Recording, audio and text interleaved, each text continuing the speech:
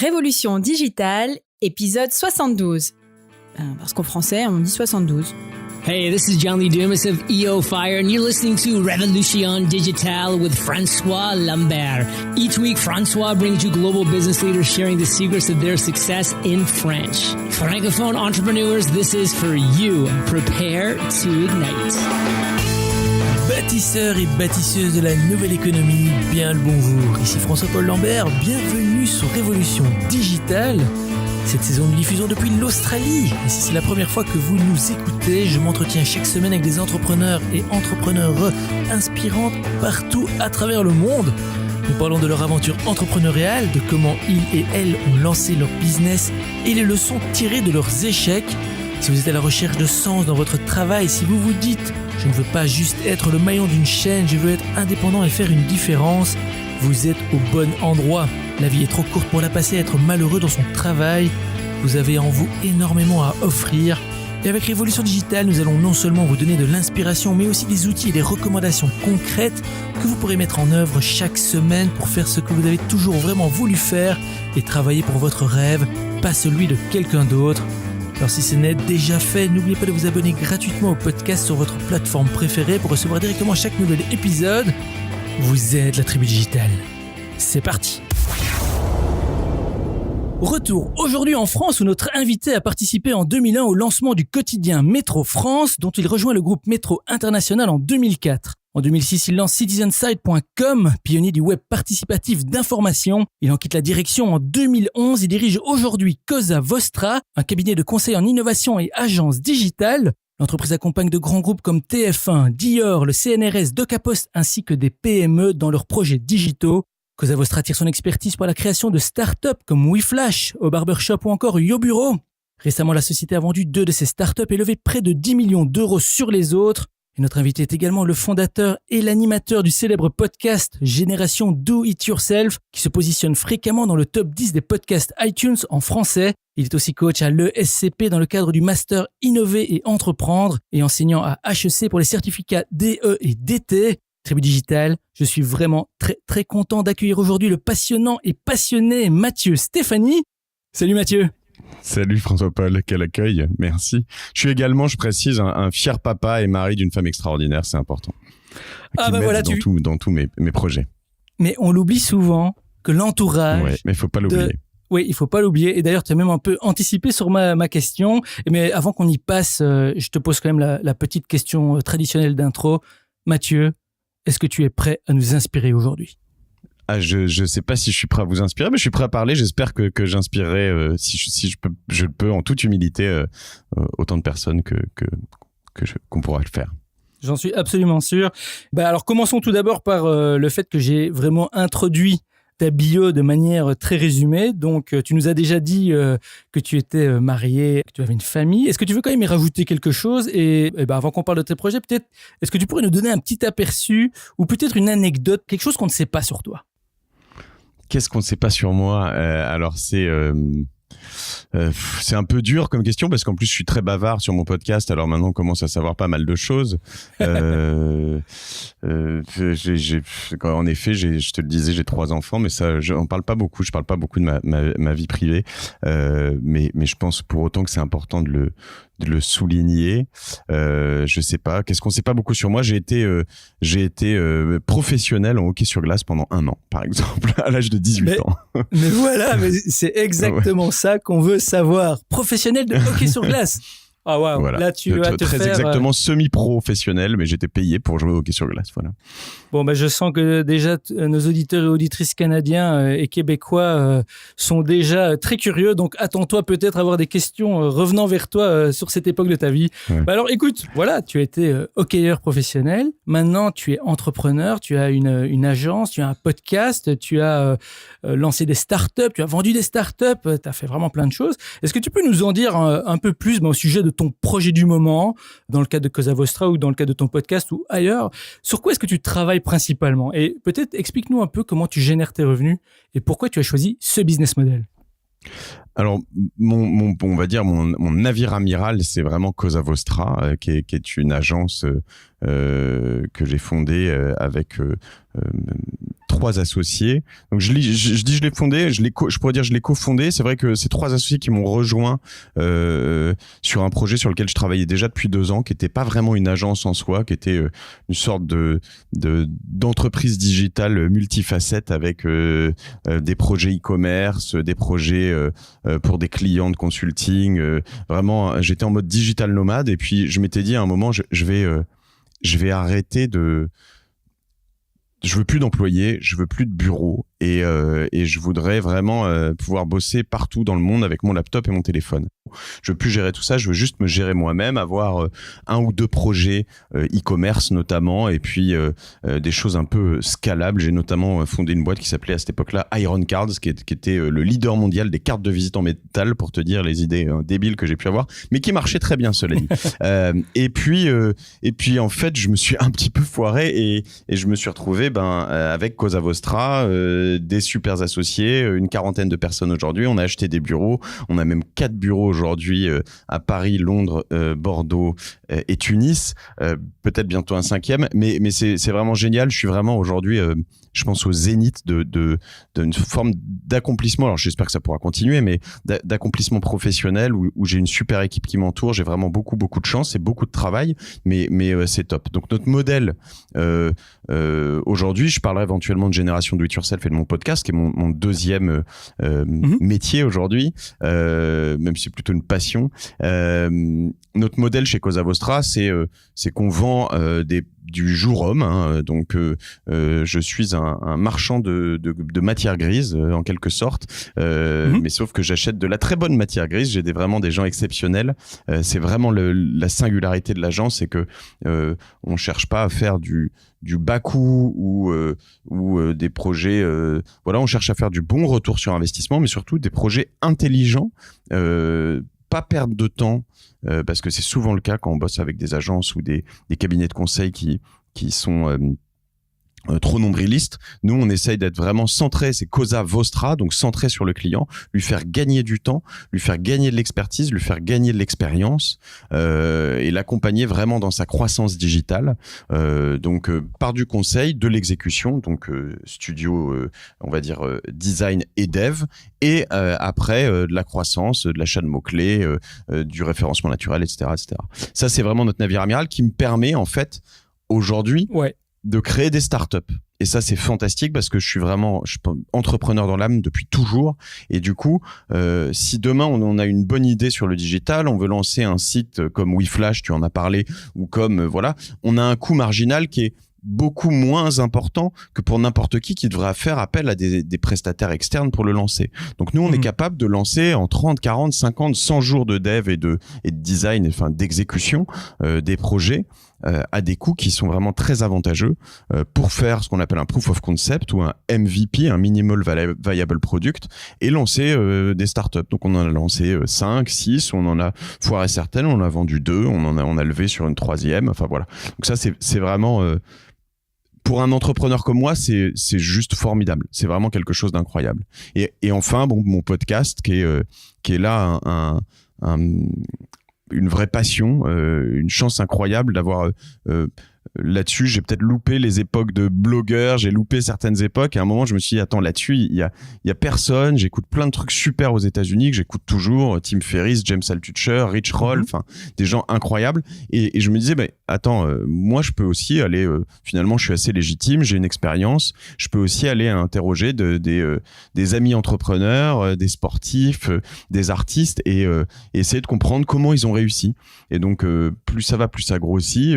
C'est probablement 100 fois plus gros que ce que j'espérais. J'exagère pas sur le 100 fois.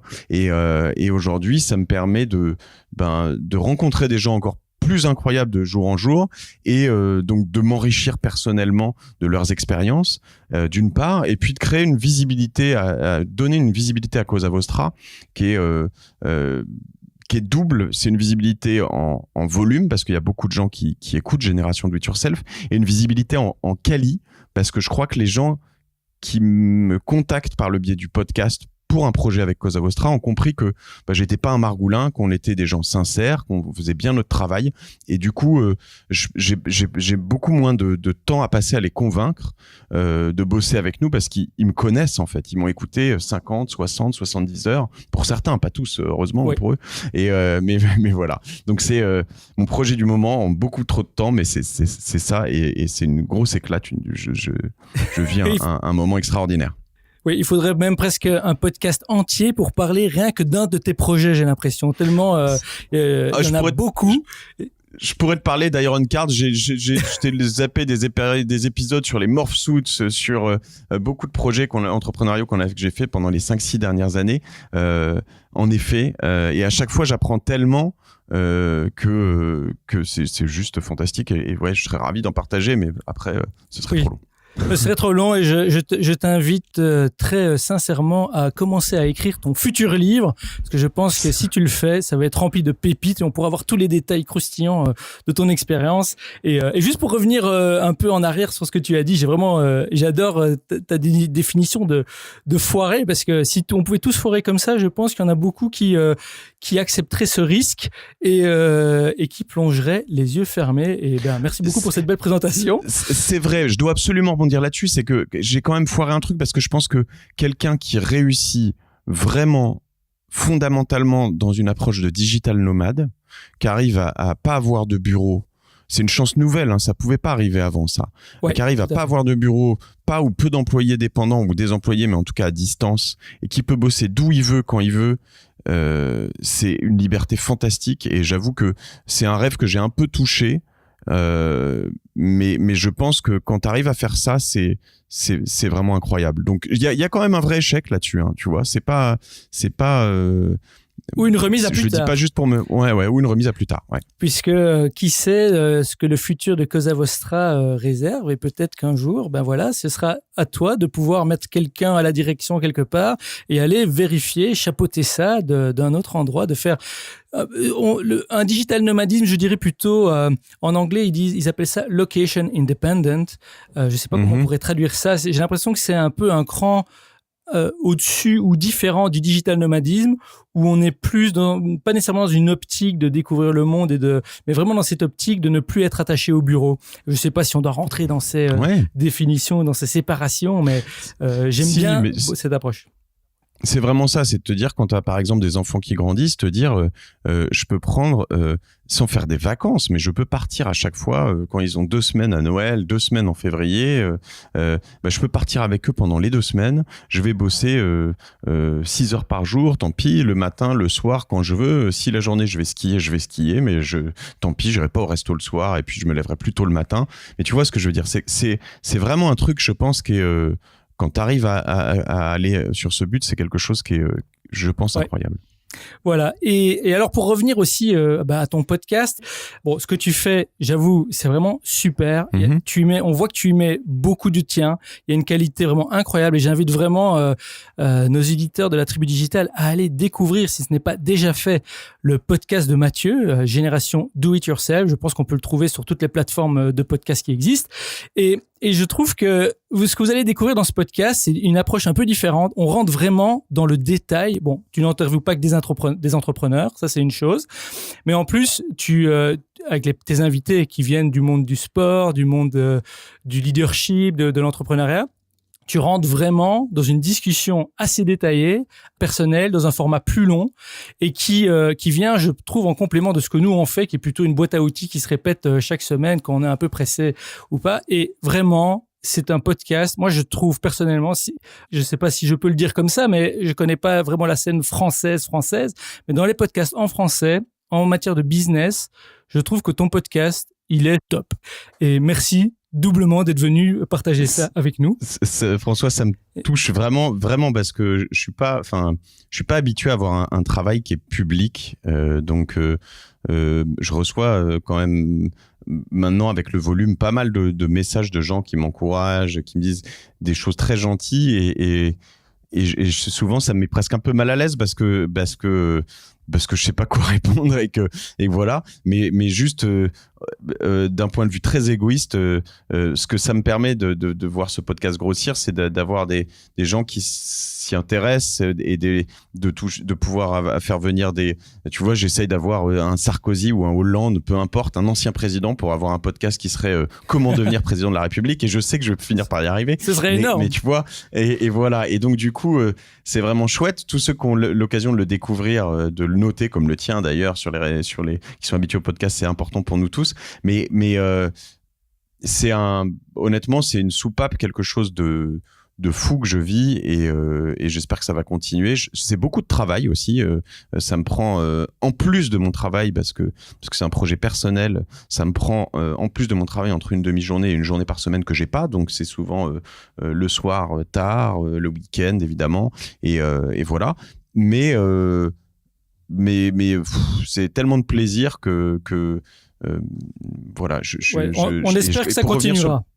C'est vrai. Pour revenir sur juste une chose, le temps long, c'est vraiment quelque chose auquel je crois dans un monde dans lequel on est notifié tout le temps, toujours dans la culture de l'immédiateté. Je pense qu'il faut être capable de se poser, d'écouter des gens dans la longueur, dans la profondeur, pour comprendre vraiment ce qui se passe sous le capot, quoi.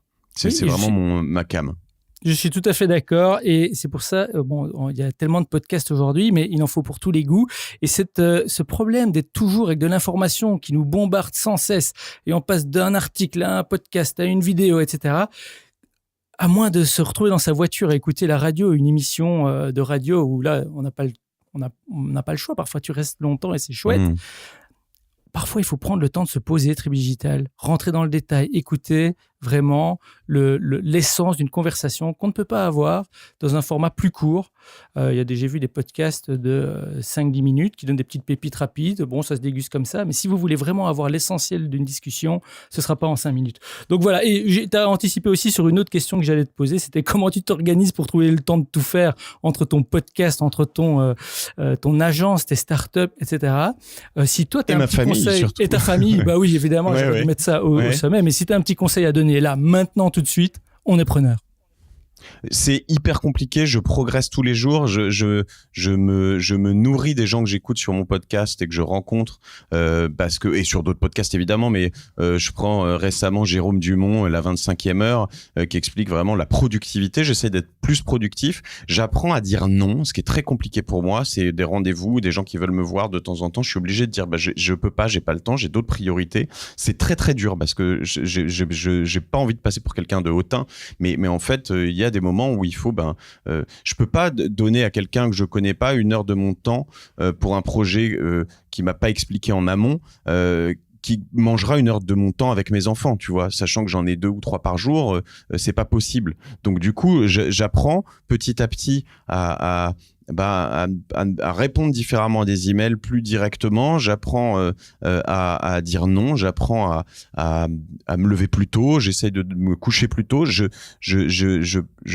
potentiellement me divertis moins, je passe moins de temps sur Netflix et moins de temps sur je lis encore pas mal, mais voilà, donc je pense il y a des moments dans la vie, il faut te rendre compte que je pense dans la fleur de l'âge du business, en ce qui me concerne, c'est vraiment un moment où en fait j'ai accompli un certain nombre de choses qui me donnent une crédibilité. J'ai des banques qui sont prêtes à me soutenir, j'ai des investisseurs qui sont prêts à me soutenir sur certaines choses, donc faut prendre ses responsabilités et se dire là pendant 5 à 10 ans, je sacrifie pas ma famille, mais en revanche, je peux sacrifier un certain nombre de choses pour me dire, derrière, j'aurai peut-être une liberté. En tout cas, au moins, je m'éclate au quotidien. Et voilà. Donc, l'orgasme, il y a peu de secrets, mais il faut essayer d'être plus productif, plus rapide surtout. Il faut mettre le curseur de sa souris à 100% et pas à 10 sur son ordinateur. C'est par là que ça commence. Voilà.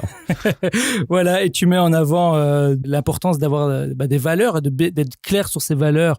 Et je dis valeurs et pas principes ici, parce qu'on rentre vraiment dans quelque chose qui est pourquoi est-ce qu'on fait ce qu'on fait, et si on commence à trahir et à travestir ces valeurs, c'est là où je pense qu'on commence à prendre une route un peu risquée. De toute façon, je pense qu'on va prendre le pli ici pour passer un peu à ton parcours, à ce que tu as fait. Et peut-être qu'avant de passer à ça, je te J'aimerais quand même te poser une petite question encore liée à ce que tu fais. Ton agence donne des conseils dans beaucoup de domaines, notamment dans le growth hacking. Il y a beaucoup dans notre audience qui ne sont pas des grandes entreprises ou qui seraient du profil type de tes clients, mais qui aimeraient bien quand même savoir comment être visible sur le web, par exemple. Est-ce que tu aurais un petit conseil à donner sur comment faire pour quelle est la première chose à faire pour être visible sur le web quand on se lance? Pour être visible, alors bon, la première chose c'est de travailler. Ça va sur tous les verticaux quand on entreprend. Mais sur le web, souvent on se dit oui, mais tu crois que j'ai le temps d'écrire des choses, tu crois que j'ai le temps de poster des photos, tu crois que si tu l'as pas, tu le trouves. Parce que en fait, c'est très simple. Mais pour émerger sur le web, faut être visible. Et pour être visible, faut produire du contenu. Il y a deux options. Soit j'achète de la pub. Généralement, j'ai pas forcément les moyens, puis ça coûte cher et puis faut trouver la rentabilité. Soit tu produis du contenu. Produire du contenu, ça veut dire quoi? Ça veut dire mettre des photos sur les réseaux sociaux, ça veut dire écrire. On n'est pas obligé d'écrire des tonnes, mais écrire sur ce qu'on sait. Si je travaille dans les fleurs, je vais écrire sur les fleurs. Si je travaille dans la compta, je vais écrire sur de la compta, sur des conseils, comment être comptable. On donne tout son savoir petit à petit par morceaux. De toute façon, c'est pas parce qu'on donne son savoir qu'on donne son travail. Les gens, moi, si un comptable écrit les meilleures règles comptables et les choses comme ça, jamais je me dirais c'est super, je vais pouvoir faire ma compta sans comptable. Je veux surtout pas faire ma compta sans comptable. Donc je veux dire, il faut admettre à un moment que la production de contenu existait, capter l'attention des gens avec des bons conseils, du bon contenu. Je le dis et je le répète, mettre du contenu de merde, ça sert à rien. Il faut vraiment se dire, je veux poster des choses qui intéressent les gens et qui ont de près ou loin un rapport avec mon business. Parce que l'important, c'est je crois Coca-Cola qui a inventé cette dynamique, c'est ce qu'on appelle le top of mind. C'est que demain, quand quelqu'un a un projet digital parmi mes amis, mes clients, mes auditeurs, et qui me dit « Ah, c'est con, j'ai pas pensé à Cosa Vostra », la première réaction que j'avais avant, c'était de me dire « Mais quel idiot, pourquoi il a pas pensé à moi ?» Mais en fait, l'idiot, c'est pas lui, c'est moi. C'est juste que s'il a pas pensé à Cosa Vostra, c'est que je lui ai pas fait penser à Cosa Vostra. Et aujourd'hui, avec mon podcast, avec les posts que je mets sur les réseaux sociaux, sur LinkedIn, sur Medium, sur Facebook, sur Instagram, tous les jours, toutes les semaines, je m'assure que quand quelqu'un a un projet digital, il pense à Cosa Vostra. Et ça, c'est mon obsession. Et donc, du coup, les gens doivent faire pareil et ils peuvent pas se dire j'ai pas le temps. Ils doivent se dire je dois y passer 1 heure par jour au minimum. C'est 1 heure primordiale. Voilà, Tribu Digital, j'espère que vous avez bien pris note. Top of mind, cette question de la visibilité, de rester à la conscience de vos futurs clients, aux potentiels clients. Et pour ça, il va falloir que vous y mettiez, que vous fournissiez du contenu. Ça demande un effort, mais comme Mathieu l'a dit, c'est un effort.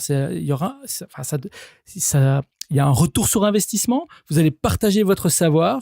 N'ayez pas peur qu'on vous vole ce savoir ou que vous ne soyez pas payé pour ce savoir. Ça va être votre carte de visite. Et comme l'a dit Mathieu, c'est pas parce que oui. Et je dois rajouter que c'est pas immédiat. Il faut se dire, je produis quotidiennement pendant 6 mois. Ou mon podcast, moi, ça a été 12 épisodes les 6 premiers mois pour voir ce que ça donnait. Mais on peut pas se dire, tiens, je vais le faire pendant 3 jours et puis non, ça donne rien. Non, ça marche jamais. En revanche, si tu le fais pendant 6 mois ou 1 an, je te garantis que derrière, tu auras des retours. Voilà, donc persistez, persévérez, restez agile. Mathieu, merci beaucoup. Je te propose maintenant ici de passer à la question ou en tout cas à la section de l'appel à l'aventure. Alors ici, je te demande tout simplement, quand est-ce que tu as su que tu voulais devenir entrepreneur? Tu nous l'as déjà un peu sous-entendu au début de l'émission, mais si tu ne t'es pas lancé tout de suite, qu'est-ce qui t'a retenu? Alors, quand est-ce que... Alors, je vais répondre à la deuxième question en premier. Qu'est-ce qui m'a retenu? Je pense que tu as quand même besoin de petits moments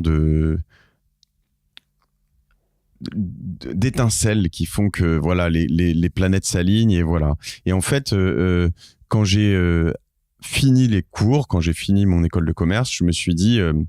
déjà je vais voyager, donc j'ai voyagé un peu 6 mois et puis après je me suis dit je vais quand même chercher, je veux quand même apprendre. On était aussi dans une époque où on valorisait pas autant la start-up, l'entrepreneur, ça faisait flipper tout le monde. Et donc du coup j'ai eu la chance de rejoindre un groupe Métro International qui lançait son plus gros quotidien en France et j'étais avec littéralement 2 Suédois, un Danois et un Hollandais. J'étais le premier Français et puis pendant quelques mois on a travaillé pour lancer un quotidien en un temps record, un énorme quotidien en centaines de milliers d'exemplaires quotidiens. Et donc du coup c'était vraiment une aventure finalement entrepreneuriale fantastique que j'ai vécue de l'intérieur et où j'ai beaucoup appris. Mais je savais déjà avant que je voulais être entrepreneur. J'avais déjà pris une majeure entrepreneuriale dans mon école. J'étais vraiment dans une dynamique depuis toujours, je dirais, à essayer de vendre des petites choses, faire des petits business, être inspiré par des cousins, des oncles, des amis de mes parents qui étaient tous des directeurs d'une agence de pub, patrons d'une boîte dans l'informatique, etc., etc. Et donc ça, c'est toujours ce qui m'a le plus fasciné, les gens qui se lancent et qui font leur business par eux-mêmes, les aventuriers, les artistes, voilà, avoir quelqu'un au-dessus de moi qui me dit ce que je dois faire. Il faut vraiment que ce soit quelqu'un de très inspirant pour que je puisse l'accepter. Oui, et d'ailleurs, on a eu dans notre premier épisode Bruno Van Riep qui est venu partager son expérience et il avait cette phrase que j'aimais beaucoup qui disait que les entrepreneurs sont des aventuriers des temps modernes. Alors Mathieu, tu es un aventurier des temps modernes et j'ai une question à te poser avant qu'on passe à la suite. Est-ce que tu regrettes d'avoir suivi cette voie ? Jamais, absolument jamais. J'ai arrêté de dire à tout le monde à un moment, je pense, j'étais tellement content de ce que je faisais que je disais à tout le monde, mais arrête de devenir entrepreneur. Je pense que c'est pas fait pour tout le monde. C'est extrêmement dur. C'est extrêmement dur pour soi et extrêmement dur pour son entourage, parce que ça demande beaucoup de sacrifices. Moi, je suis all-in tout le temps, quoi. Je veux dire, dès que je gagne un truc, je remets tout au pot. Le tout, comme au poker, hein, le tout, c'est que c'est pas du poker. Je vais sur le moins de chances possible. Il y a des gens et des personnes, des employés en jeu, donc tu as beaucoup plus de responsabilités. En revanche, j'aime beaucoup me dire qu'on peut faire beaucoup de choses intéressantes et que tu te lances à chaque fois dans de multiples aventures. Aujourd'hui, je suis sur plusieurs tables à la fois et c'est ce qui me rassure, c'est que j'ai des belles mains sur certaines tables, des très belles mains sur d'autres. J'ai des moins bien, mais sur lesquels voilà, j'ai d'autres paris intéressants et des belles cartes en main généralement. Donc, je suis assez content d'être arrivé à cet endroit-là. Mais encore une fois, j'ai peut-être 5 ou 6 tables en même temps, mais je suis all-in sur toutes mes tables. Oui, et je pense et c'est pas si simple. C'est pas simple. Et Tribu Digital, si vous aussi vous avez, gardez quand même à l'esprit que si vous aussi vous avez une âme d'aventurier, cette envie de liberté ou de sens, ben vous êtes au bon endroit. Ce n'est pas facile, mais regardez tous les entrepreneurs et les entrepreneures qu'on interviewe n'ont aucun regret malgré toutes ces difficultés. Merci beaucoup Mathieu. Alors ici, j'aimerais bien t'emmener un peu dans le côté un peu plus dark de l'expérience d'entrepreneur justement. Est-ce que tu pourrais nous dire très rapidement, ou enfin nous raconter très rapidement quel était ton pire moment, ta pire expérience en tant qu'entrepreneur ? Tu vois, il y en a quand même souvent des moments dark et des moments difficiles. Les expériences difficiles, c'est les gros problèmes de trésor. C'est de te retrouver. Je me suis retrouvé à un moment sur Citizenside, finalement, où tu reviens dans une relation où tu dépends d'autres gens, notamment des investisseurs, à l'époque, où en fait, on avait des besoins de cash et il y avait des gros chantages qui pouvaient se passer sur pas mal de choses. Et du coup, tu perds un peu les clés de la voiture, quoi. Et là, du camion, on dit, je crois. Et là, je dois avouer que pour un entrepreneur, c'est très difficile parce que on avait des corporates autour de nous qui faisaient un peu les petits chefs et qui voulaient nous dicter pas mal de choses. Et pour moi, c'était une grande souffrance parce que on n'allait pas dans les bonnes directions. On avait fait des très très belles choses. Il fallait continuer, mais c'était des époques pas si simples, des époques de crise financière, etc. Du coup, ces moments-là, quand tu perds un peu le contrôle de ta boîte au profit d'actionnaires sont très difficiles. Et on valorise énormément en ce moment les grosses levées de fonds. Faut juste savoir que il y a aussi dans les vies d'entrepreneurs des moments très confortables d'avoir 51 ou 100% de ta boîte, ce qui te donne un confort gigantesque. Et moi, ce que j'en ai tiré, c'est vraiment ça. C'est dans les périodes les plus dures, ça a été vraiment de sentir que je perdais le contrôle de ma boîte, dont je suis parti, qu'on a revendu, pas de manière hyper glorieuse. Et du coup, depuis, mon obsession, c'est d'avoir toujours le contrôle. Alors Mathieu, si tu pouvais vraiment résumer la leçon clé que tu retires de cette expérience d'entrepreneur, quelle serait-elle ? Je veux dire, en quelques mots, que penses-tu que la tribu digitale doive retenir comme leçon de cette expérience ? La leçon qu'on doit retenir d'une expérience qui de temps en temps se passe mal avec des investisseurs, c'est d'avoir un très bon pacte d'actionnaires. Là, je vais dans du juridique et moins du spirituel, mais de bien définir toutes les lignes et d'éviter d'avoir des clauses de temps en temps qui paraissent légitimes et qui ne le sont pas. Tu me permets de prendre un petit point là-dessus ? Tout à fait, vas-y. Typiquement, quand un industriel rentre au capital d'une start-up, généralement, on se dit « Attends, il investit 1 ou 2 millions d'euros. Il est légitime que si jamais je vends demain, il ait une clause de cession prioritaire. Donc, il va être le premier. Il peut dire si jamais quelqu'un est prêt à acheter cette boîte 10 millions, pour 10 millions, je suis prioritaire. » Cette clause, par exemple, je parle juste d'un seul point, mais c'est une torpille. Parce que le lendemain, quand tu es prêt à vendre ta boîte, et moi, ça a été le cas, il y a des gens qui commencent à la regarder et puis quand ils rentrent vraiment dans les détails, ils disent « Attends, mais tu as une clause de cession prioritaire. Donc moi, je vais passer des mois à faire une due diligence, à valoriser ta boîte. Je vais dire « Je te l'achète 10 millions. » Et là, c'est ton actionnaire actuel qui va dire « Ah non, à 10 millions, je la prends. Donc je vais bosser pour lui. Donc je regarde pas ton dossier. Donc tu peux pas vendre ta boîte à d'autres gens que ton actionnaire actuel. Donc t'es collé. » Et ça, c'est des leçons que tu apprends de la manière dure, mais il faut bien s'entourer, avoir un board, avoir des bons avocats, avoir un certain nombre de choses si on prend ces chemins de levée de fonds, parce que quoi qu'il arrive, même si les financiers, les fonds d'investissement sont des gens très bien et nécessaires à plein de business, il y a des conflits d'intérêts à tous les niveaux. Oui, et c'est vraiment très, très, très important. Merci beaucoup, Mathieu, de souligner ça.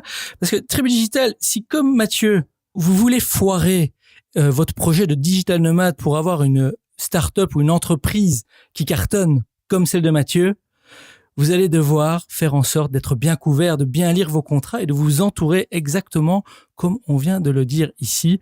Et je pense que ça mériterait en soi un épisode à lui tout seul, parce qu'il y a vraiment, avec la glorification du statut d'entrepreneur aujourd'hui, on a tellement de monde, et surtout chez les plus jeunes, qui veulent se lancer dans tout un tas de projets. Ils grandissent très vite. Et à un moment, on se retrouve dans cette situation où, qu'est-ce qui s'est passé, comme tu l'as dit, et parfois c'est trop tard. Donc, s'il vous plaît, Tribu Digital, allez vous renseigner. C'est vraiment un aspect critique dont on ne parle jamais dans tout ce glamour entrepreneurial. Alors Mathieu, écoute, on va laisser cette question en suspens pour le moment. Moi, je te propose de faire une petite pause. Donc ici, je t'emmène soit en pause café, soit en pause cocktail ou en pause mocktail. C'est toi qui choisis. Ensuite, on s'installe et je te pose une série de questions en rafale et tu me réponds en allant à l'essentiel. Que préfères-tu? Que choisis-tu? Écoute, je suis plus café que cocktail en l'occurrence.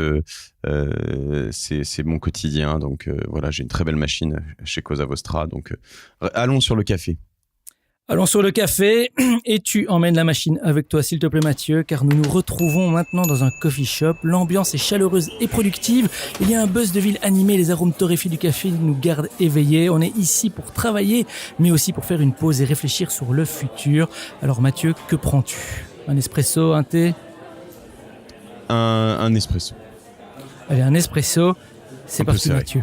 Un peu serré. Allez, comme ça, on est vraiment réveillé jusqu'au bout. Alors, première question. Qu'est-ce qui est le plus important à garder à l'esprit quand on lance un business?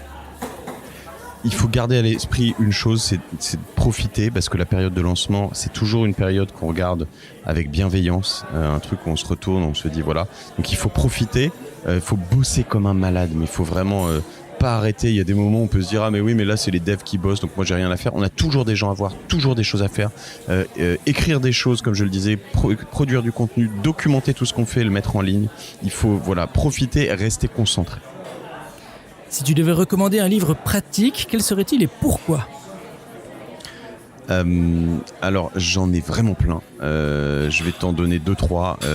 Il y a Delivering Happiness de Tony Hsieh, qui est le fondateur de Zappos, qui a été revendu à Amazon, je crois, à 1 milliard.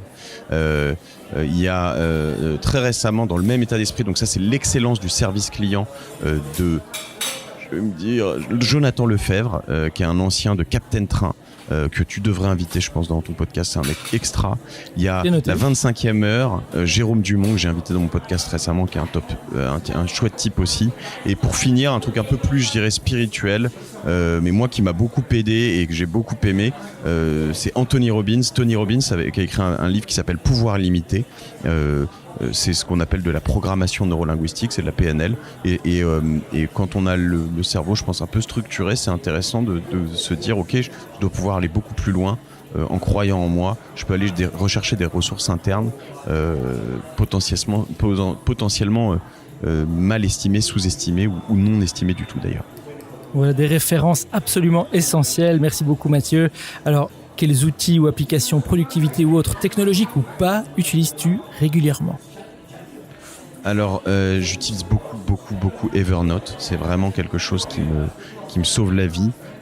Si j'ai bien un défaut, c'est que j'ai une mémoire potentiellement un peu défaillante. Je retiens, ma tête choisit de retenir des choses très cheloues, mais pas forcément tout ce qu'il faut. Donc voilà. Evernote, c'est mon compagnon. Il est partout. Je le prends en version payante. J'ai un super petit outil aussi que j'adore qui s'appelle EverContact.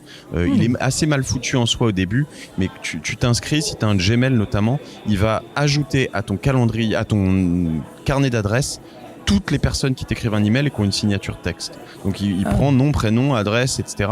Donc ce qui fait que ça grossit de manière hallucinante ton carnet d'adresses quand tu reçois beaucoup d'emails. C'est un peu différent des cartes de visite en métal. Oui. Ça, c'est une anecdote. Mais ça marche. Ça marque les esprits, en fait. Les gens se souviennent de toi après. C'est génial.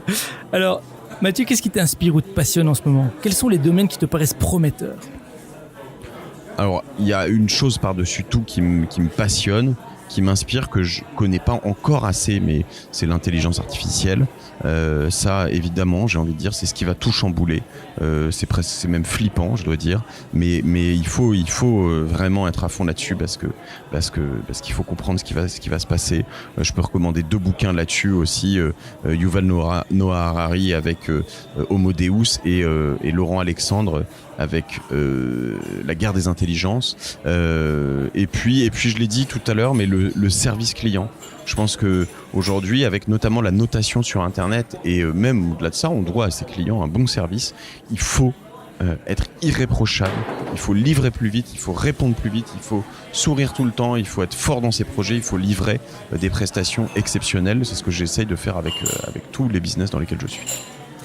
Tribu Digital, vous n'avez vraiment aucune excuse avec de l'information, avec de la bombe comme Mathieu est en train de nous en envoyer. Alors Mathieu, on est arrivé à la dernière question de notre petite pause café. Avant que ça ferme, si tu devais tout recommencer à zéro, avec seulement 500 € en poche, que ferais-tu immédiatement avec ces 500 € pour te relancer en affaires ? C'est une question difficile.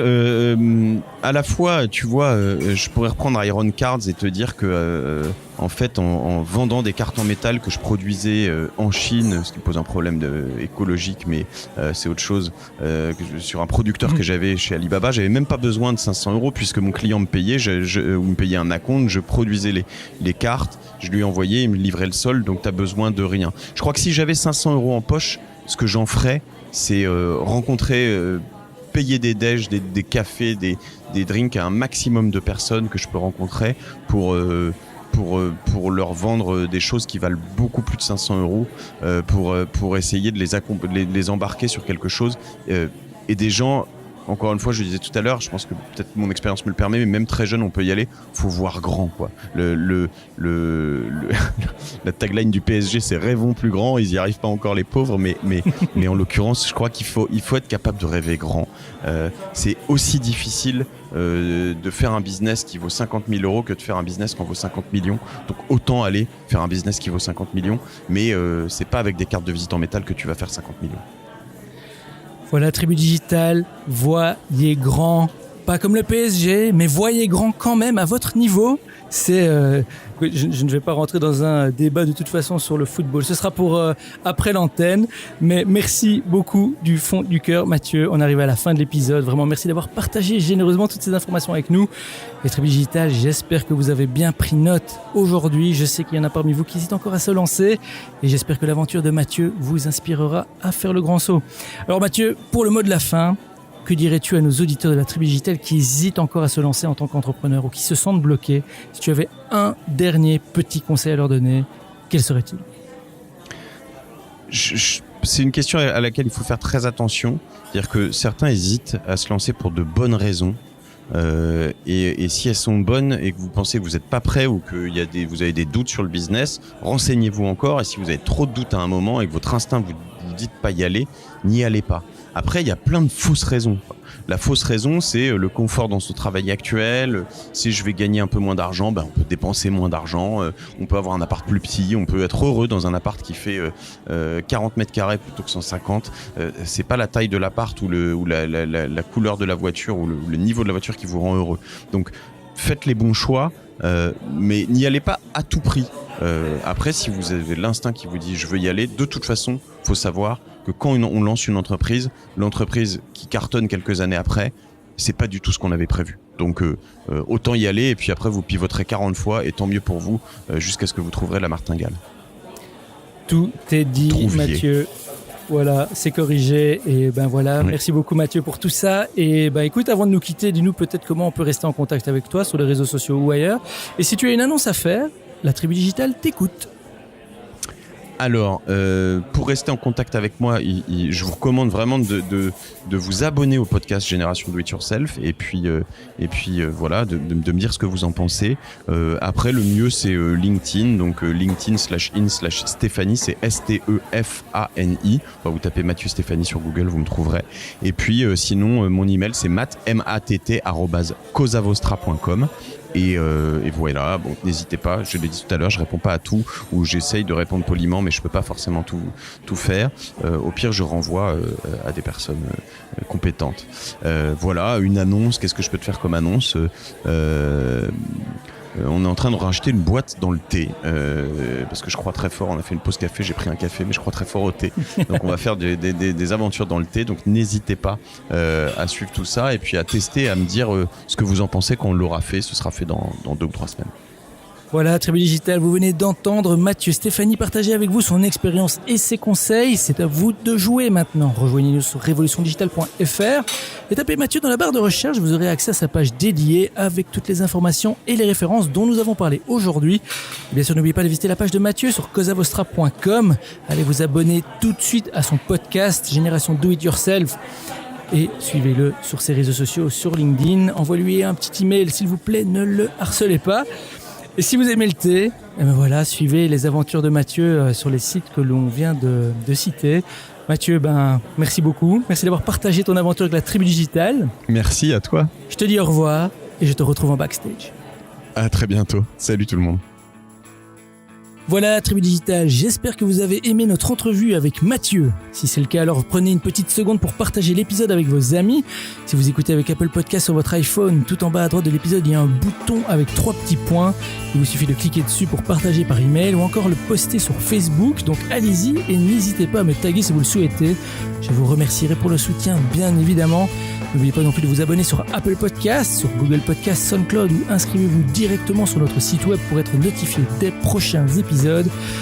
Et si nous pouvons vous aider ou si vous voulez nous joindre, venez nous suivre sur Instagram à Révo Digital ou directement chez moi sur François-Paul Lambert. Hélène et moi sommes là pour vous soutenir et vous rappeler que vous êtes incroyable, que vous avez énormément à offrir et que vous méritez d'être heureux dans ce que vous faites. Vous êtes la Tribu Digitale. Et souvenez-vous, tout semble toujours impossible jusqu'à ce que ce soit fait. Thank you for listening to our guest stories this week. Merci et n'oubliez pas de vous inscrire à notre newsletter pour encore plus de conseils qui vous aident à réussir. We hope you're inspired and ready to move forward with your entrepreneurial dream. À bientôt pour un prochain épisode de Révolution Digitale. Stay inspired!